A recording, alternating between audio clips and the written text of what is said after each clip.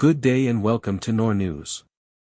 Today, we track a deadly drone strike deep inside Russian territory and examine the latest surge in Saudi Arabia's foreign direct investment. We also bring you the urgent global climate updates impacting our oceans and communities. Let's begin with the latest from Russia. At least 13 people have been killed following a major Ukrainian drone strike deep inside Russian territory. According to the BBC, the attack resulted in an additional 75 injuries, marking it as one of the deadliest drone operations conducted by Kyiv since the start of Moscow's full-scale invasion. Russian officials reported that the strike targeted infrastructure located well beyond the front lines, causing significant casualties and widespread damage. While the Ukrainian military has not issued a formal statement regarding the specific operation, the scale of the incident represents a notable escalation in the use of long-range unmanned aerial systems. The strike comes amid a period of intensified aerial activity on both sides of the conflict, with drone warfare becoming an increasingly central component of the ongoing hostilities. International observers note that such deep strike capabilities demonstrate a shift in the tactical landscape of the war, as both nations continue to exchange fire across vast distances. Emergency services remain on the scene in the affected region, where recovery efforts are currently underway to clear debris and provide medical assistance to the dozens of wounded civilians. We will continue to monitor the situation as further details regarding the extent of the damage and the specific targets involved emerge from official reports. The stock of foreign direct investment in the Saudi economy has surged by 12%, reaching approximately SR 1.123 trillion by the end of the first quarter of 2026. According to data released by the Saudi Central Bank and reported by the Saudi Gazette, this growth reflects a significant expansion in the kingdom's attractiveness to international capital. The report indicates that foreign direct investment now accounts for roughly 32% of the total foreign investment stock within the country. Broader figures from the central bank show that total foreign investment in the Saudi economy rose to SR 3.53 trillion during the same period, marking an 18% increase compared to the first quarter of 2025. These investments are categorized into three primary segments: foreign direct investment, portfolio investments, which include equity, investment fund shares, and debt securities totaling SR 1.467 trillion, and other investments valued at SR 940.7 billion. Analysts note that the rise in foreign direct investment, defined as capital reflecting a long-term relationship and ongoing economic interest, underscores the continued success of the kingdom's diversification initiatives. The data highlights a robust upward trend in investor confidence as the nation continues to implement its long-term economic development strategies. The Royal Air Force of Oman has successfully completed a medical evacuation of an Indian national from a commercial vessel currently navigating through Omani territorial waters. According to the Times of Oman, the operation was launched following an urgent distress call reporting a critical health emergency on board the ship. A specialized search and rescue helicopter was dispatched to the vessel's coordinates, where the patient was stabilized by an onboard medical team before being airlifted to the Sultan Qaboos Hospital in Salalah for further treatment. The mission highlights the ongoing operational readiness of the Royal Air Force of Oman in providing emergency maritime assistance to international crews transiting the region. While the specific nature of the medical condition has not been disclosed, officials confirmed that the patient was transferred safely to the facility and is currently receiving specialized care. This evacuation is part of a broader commitment by Omani authorities to uphold international maritime safety protocols and provide rapid response support to commercial shipping lines operating in the Gulf.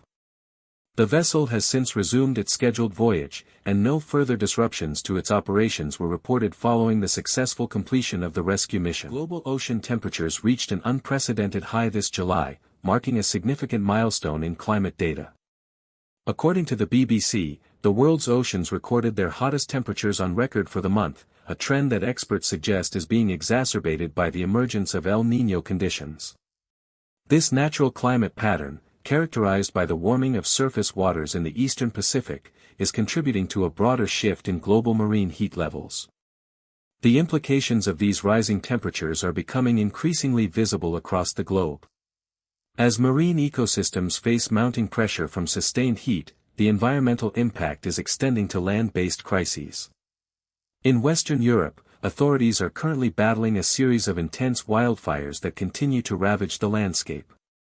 While the direct link between specific weather events and long-term climate trends remains a subject of ongoing study, meteorologists note that the record-breaking heat in our oceans is a primary driver of the volatile conditions currently observed.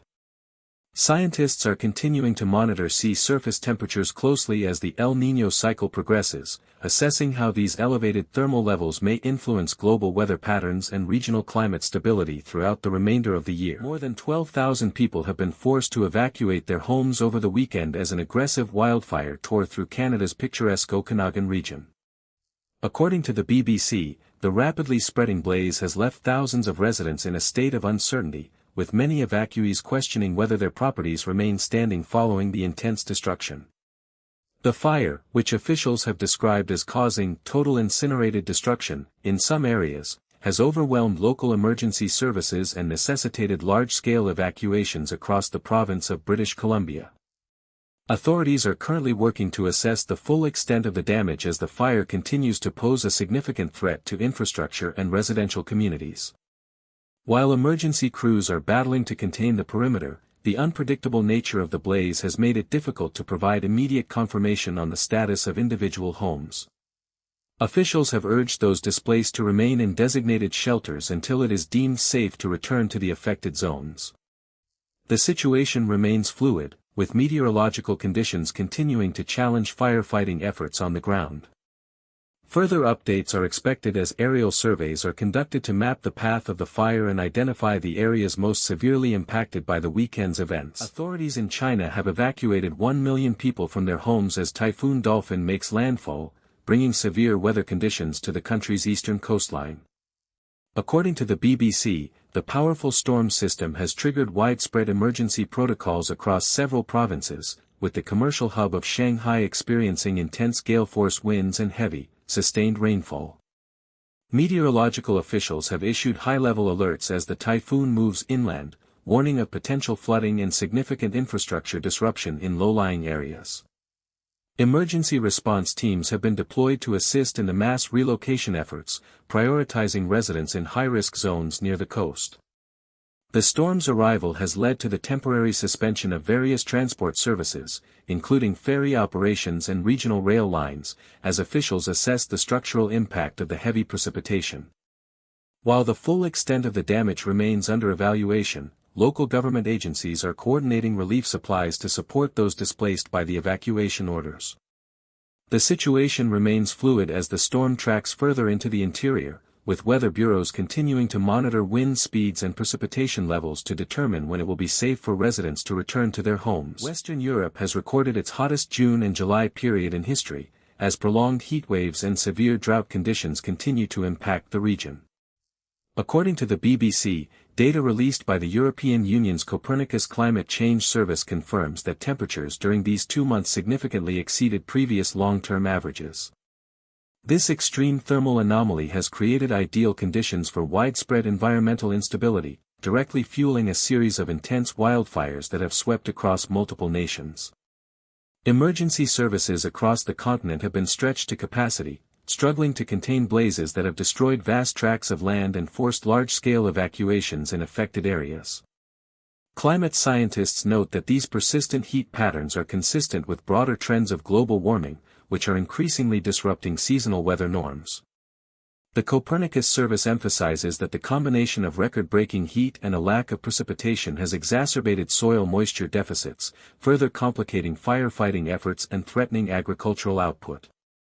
As authorities continue to monitor the situation, the focus remains on managing the immediate risks posed by the ongoing fires while assessing the long-term implications of these extreme weather events on the region's infrastructure and public health systems.